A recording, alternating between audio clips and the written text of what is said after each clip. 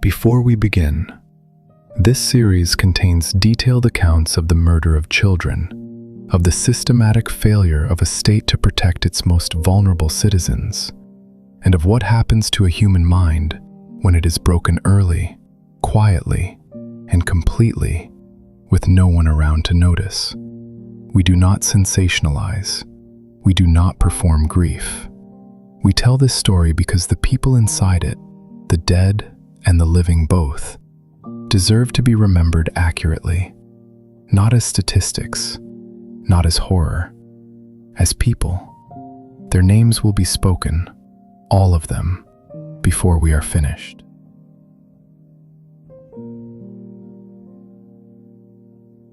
In a village in northeastern Ukraine called Yabluchne, which means in Ukrainian, apple orchard, there is a 4-year-old boy sitting on a dirt floor in the dark.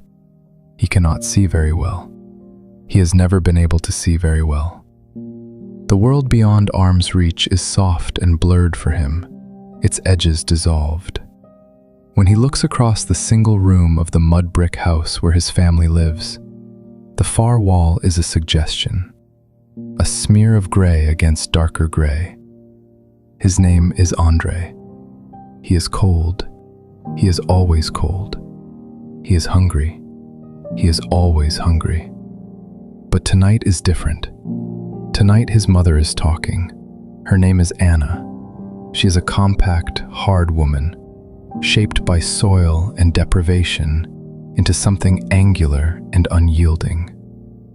She does not speak often, not kindly, not gently, not in the way that mothers in other places in other times might have spoken to a 4-year-old boy at bedtime.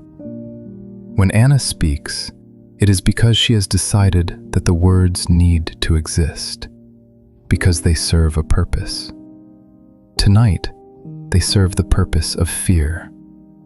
She leans close to Andrei, close enough that even his ruined eyes can see her face, the deep lines around her mouth, the flat, purposeful expression of a woman who has already survived things that would have destroyed someone softer. She tells him about his brother, his older brother, Stepan. Stepan, she says, went outside. He wandered too far from the yard, and the neighbors who were starving, who had been starving for years, who had watched their own children die from the inside out, while the state took the grain from their fields and left them with nothing.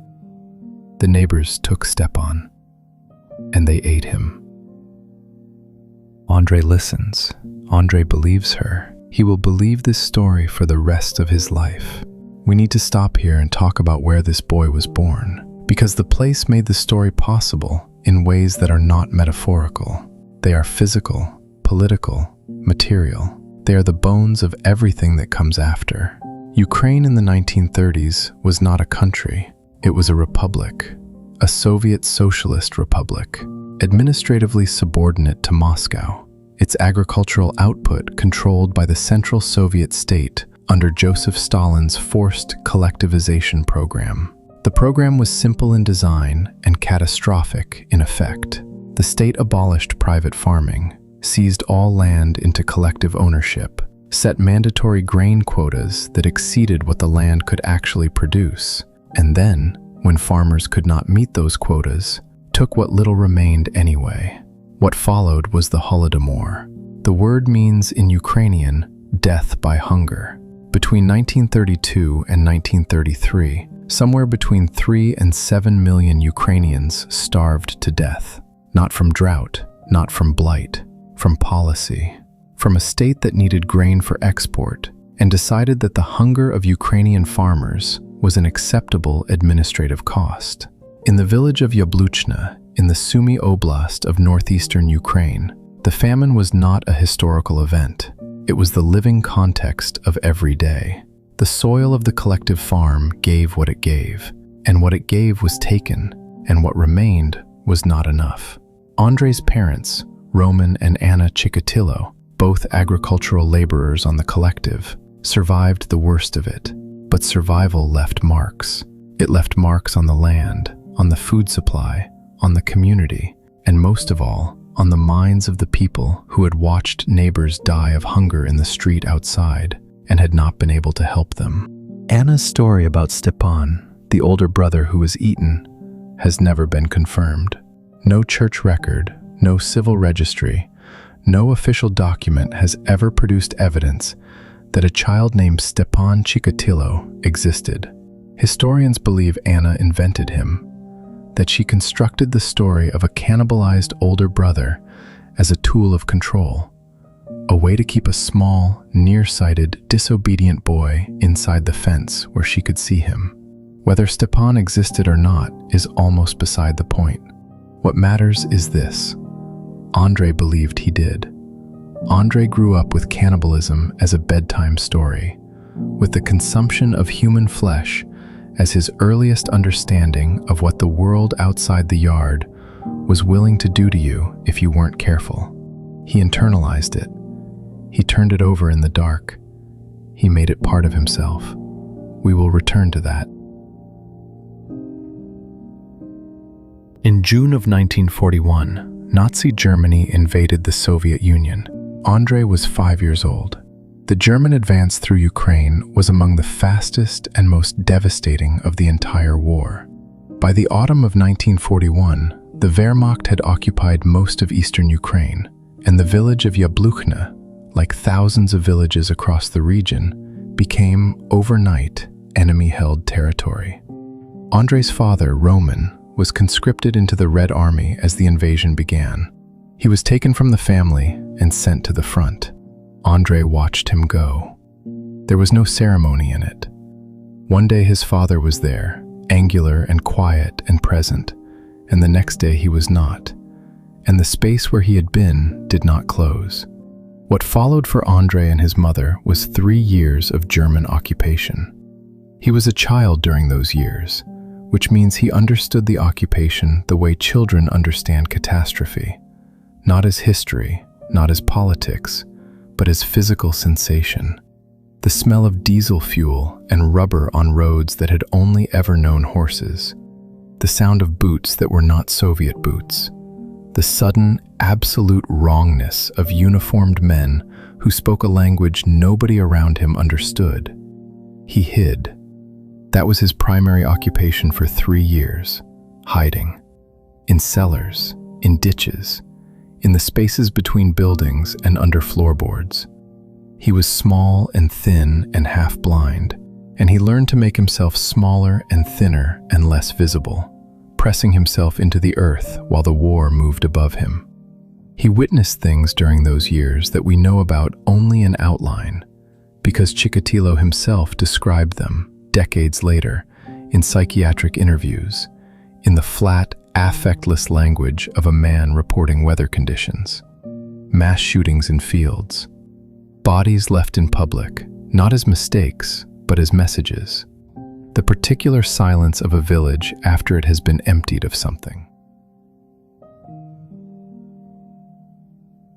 And once that he described in specific detail, he watched his own home burn, a German aerial bombardment. The mud brick walls, which were not built for this and had no opinions about the war one way or the other, caught and burned. Andrei and Anna ran.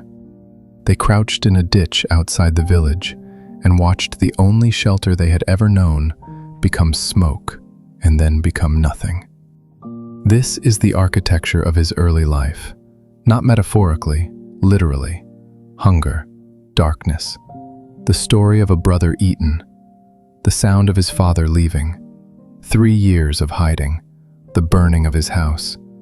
Cold that was not dramatic but simply constant, the cold of poverty and of a Ukrainian winter that does not moderate itself for children. And underneath all of it, something that would not be diagnosed or named until decades after it had already done its damage. Severe myopia so pronounced that the world he lived in was a blur.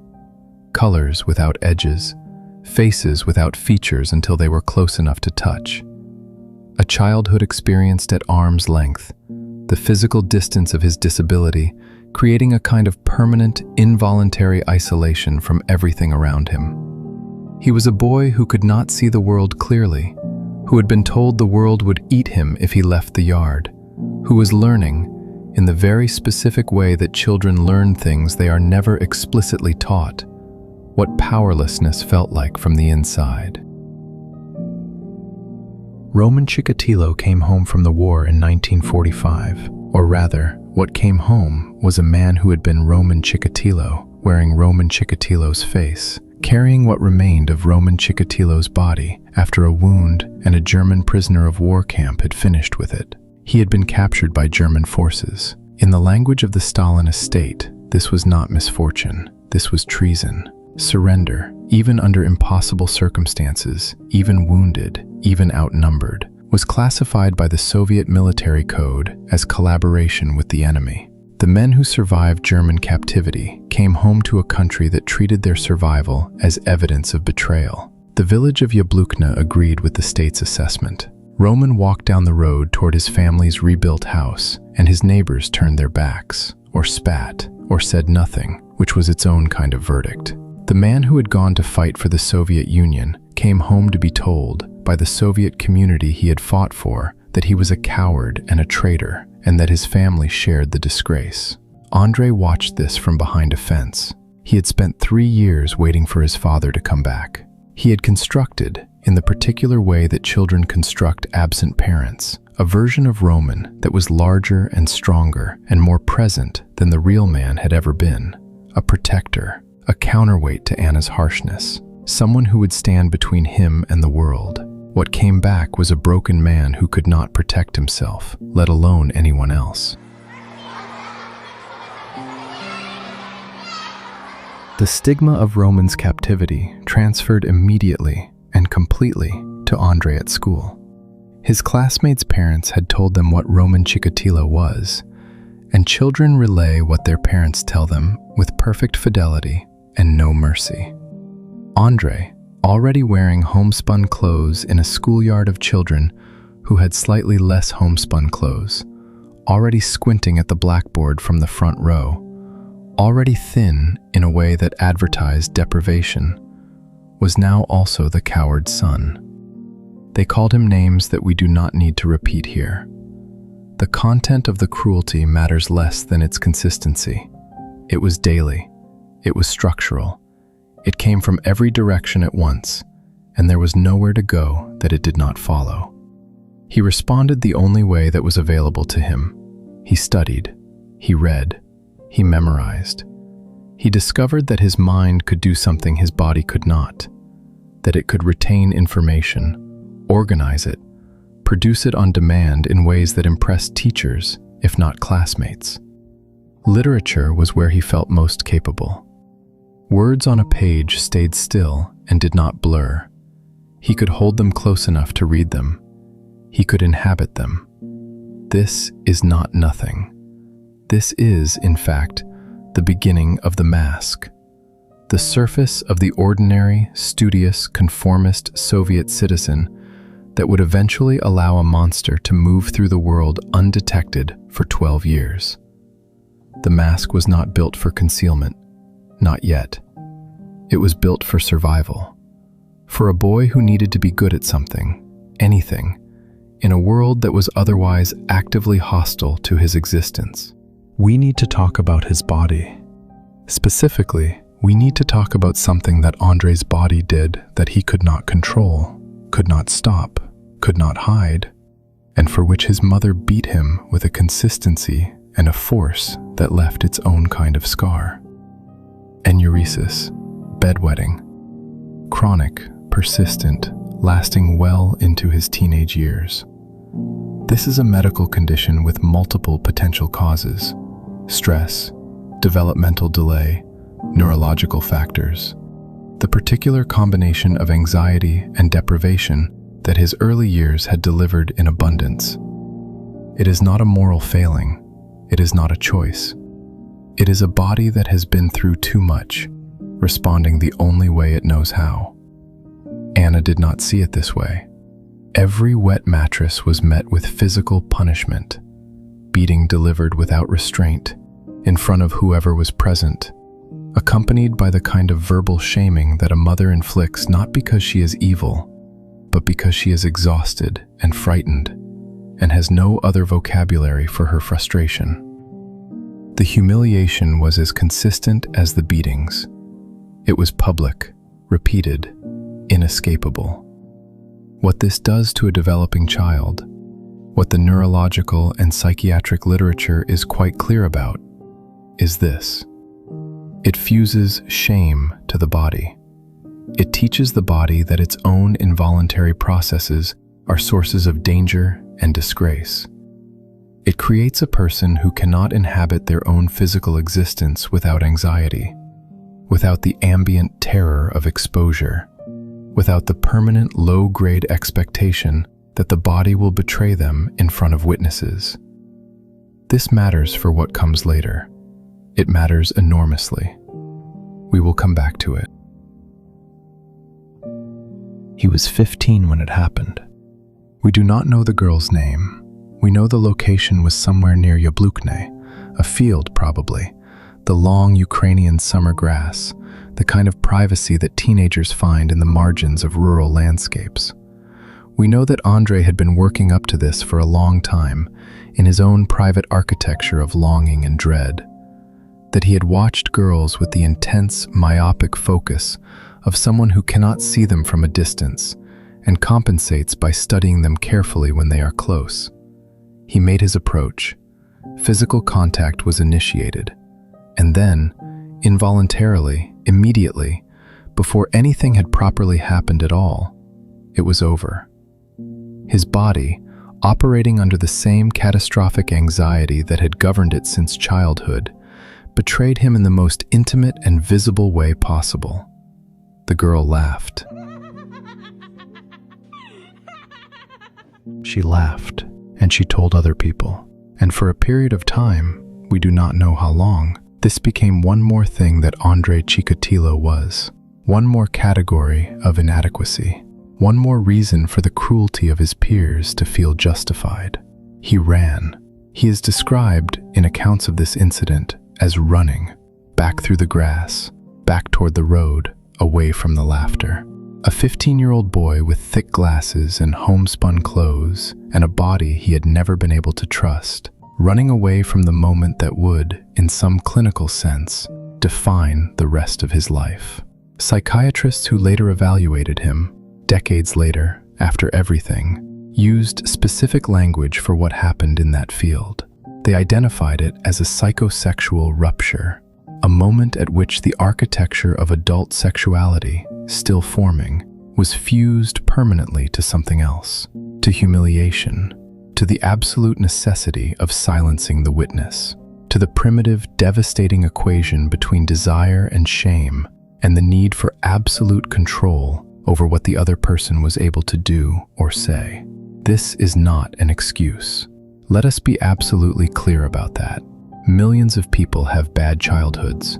Millions of people have experienced poverty, war, parental abuse, public humiliation, developmental difficulties, the specific loneliness of being a misfit in a community that has no use for misfits. They do not become what Andrei Chikatilo became. The field in 1951 did not create a killer. It created a wound in a person who was already full of wounds, in a psyche that had never developed the ordinary human architecture of empathy and connection that might have metabolized the wound differently. What it created, specifically, was a man who would spend the rest of his life trying to find a way around the problem of his own body. A man for whom every failed attempt at ordinary intimacy was another iteration of the girl's laughter, another confirmation of inadequacy so total that it required a response so total that ordinary language does not have words for it. We will not speak those words tonight. That is for part 2. He moved.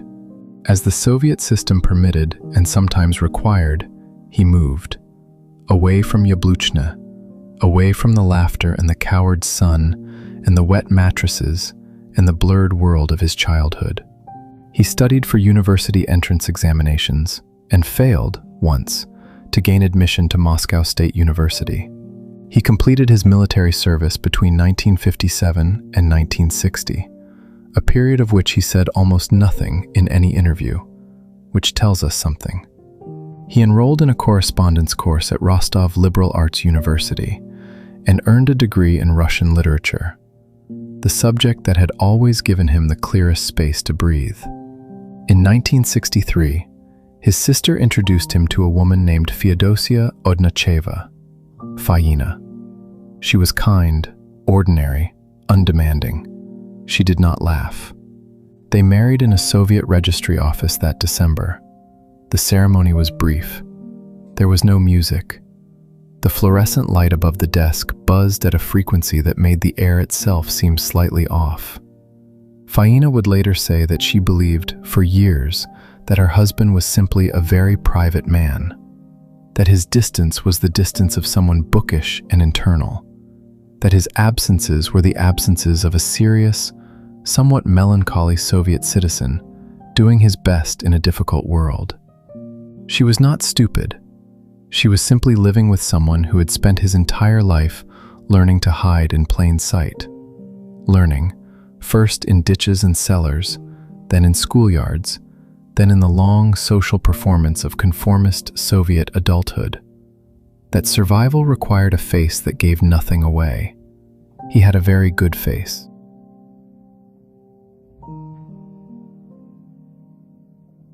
They had 2 children, a daughter, Ludmila, a son, Yuri. The mechanics of their conception are documented, in clinical terms, in Chikatilo's own later confessions, and we will not dwell on them here, except to say this: they represent the full extent of his ability to maintain a facade of ordinary domesticity. 2 children, a wife, an apartment, a party card, a literature teacher, eventually, in the town of Novoshakhtinsk in the Rostov Oblast. Russian language and literature to teenagers in a coal mining town, the subject he loved, the one place where the mask fit most naturally, where his genuine passion for words and stories and the interior lives of fictional characters could exist without requiring him to be a person other people wanted to be around. He taught Pushkin, he taught Tolstoy. He read aloud to his students in a quiet, careful voice. His colleagues described him as somewhat awkward, somewhat distant, but dedicated. Sincere, even. In the dormitories of the school, at night, he moved through the dark corridors where the boarding students slept, and he touched children who were sleeping, and he did not stop, and no one stopped him. And when parents complained, or when administrators grew suspicious, he resigned and found work at another school and started again. This happened more than once, more than twice, over a period of years. The Soviet system, specifically the Soviet system's deep institutional horror of public scandal, of anything that might create paperwork, of anything that might have to be reported upward, accommodated him perfectly. Each resignation was accepted without formal investigation. Each new position was granted without the kind of background check that would have revealed the pattern. He was a party member.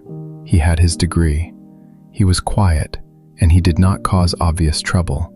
And the alternative, the paperwork, the inquiry, the uncomfortable conversations, was worse. The system that would later fail to catch a killer had already, long before the killing began, failed to stop a predator.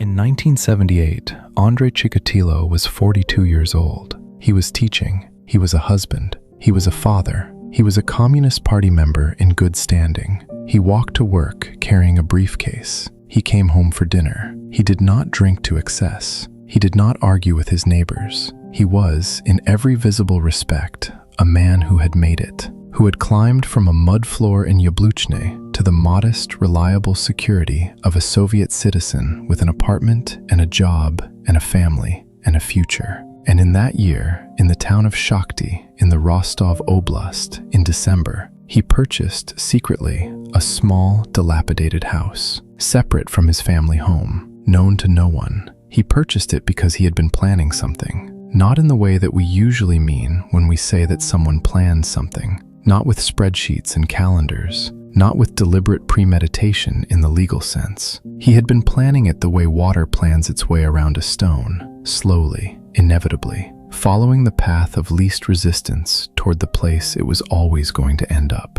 The house was in a quiet part of Shakti. It was small and cold and barely habitable. It had a single room with a wooden floor and a window that looked out onto nothing in particular. He had a key made. He began to visit.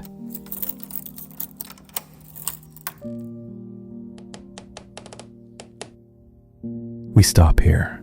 In part 2, we will tell you what happened on the evening of December 22nd, 1978, when a 9-year-old girl named Yelena Zakotnova was walking home from an ice skating rink in Shakti, and a quiet man with thick glasses and a briefcase fell into step beside her. We will also tell you about a 25-year-old man named Alexander Kravchenko, who had nothing to do with what happened that evening, who was at home with his wife and a neighbor when it happened, who had an alibi that 3 people would confirm, and about what the Soviet state did to him anyway. Both of those stories live in the same grave. We owe them both the telling.